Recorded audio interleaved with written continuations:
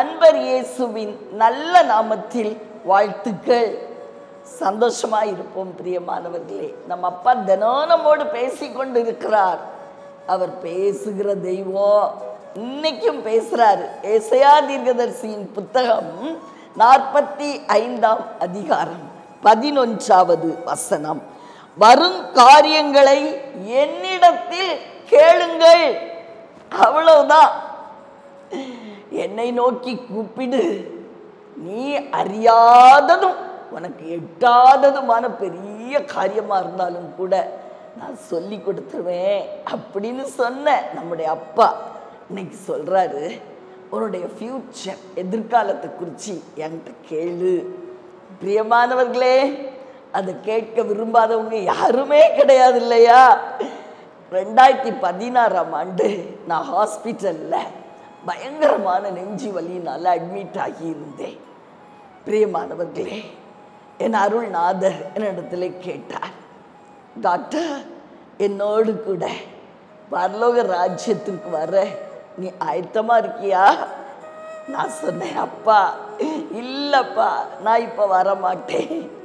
நான் உங்களுக்காக இன்னும் ஒரு நம்பரை சொல்லி இவ்வளவு ஆத்துமாக்களை ஆதாயப்படுத்தி அப்புறம்தான் வருவேன். பிரியமானவர்களே,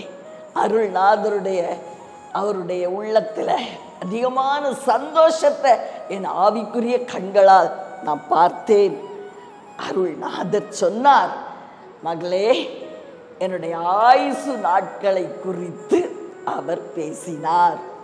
பிரியமானவர்களே, தெளிவாய் பேசினார். இவ்வளவு வருஷம் நான் உனக்கு கொடுப்பேன். அவர் நம்முடைய எதிர்காலத்தை அறிந்திருக்கிறவர். இப்ப பாருங்க, எனக்கு என்ன செய்தாலும் நான் பயப்பட மாட்டேன். ஏன்னா எனக்கு தெரியும், என் அப்பா எனக்கு சொல்லி இருக்காரு, அந்த வயசு வரைக்கும் நான் உயிரோட இருப்பேன் அப்படின்னு சொல்லி நான் தைரியமாகவே இருப்பேன். பிரியமானவர்களே, ஆதலால் அவரிடத்துலதான் நம்ம கேட்கணும். டாக்டர்ஸ் சொல்லலாம், பல காரியங்களை சொல்லுவார்கள், அவங்க படித்த அந்த ஞானத்தை வச்சு அவங்க பேசுவாங்க.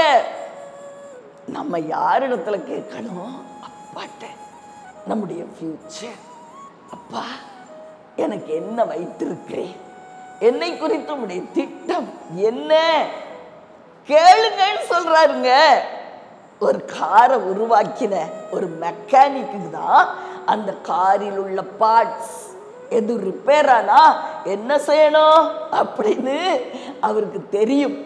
பிரியமானவர்களே, நம் அருள்நாதர் நம்மை உருவாக்கினவர். அவருக்கு தெரியும் என் பிள்ளையுடைய எதிர்காலம், அடுத்து நான் என்ன செய்வேன், அடுத்து அவன் என்ன செய்வான், அடுத்து அவன் என்ன செய்யணும், நான் அவனுக்காக என்ன வச்சிருக்கிறேன், அவனை குறித்து என் திட்டம் இதுதான், எல்லாம் தெரியும். ஒருவேளை நீங்க நினைக்கிறீங்க, நான் ஒரு சாதாரண மனுஷன்பா, என்ன குறிச்சுலாம் ஒரு திட்டம் இருக்குமா? அவர் தானே உங்களை உருவாக்கினாருங்க. எப்படி திட்டம் இல்லாம உருவாக்குவாரு? எல்லார குறித்தும் ஒரு நோக்கம், ஒரு திட்டம் அவருக்கு உண்டு. அவர் எல்லார குறிச்சும் பிரஷியஸா, என் மகன் எனக்கு அருமையானவன், என் மக எனக்கு அருமையானவள் என்று எண்ணிக்கொண்டு இருக்கிறார்.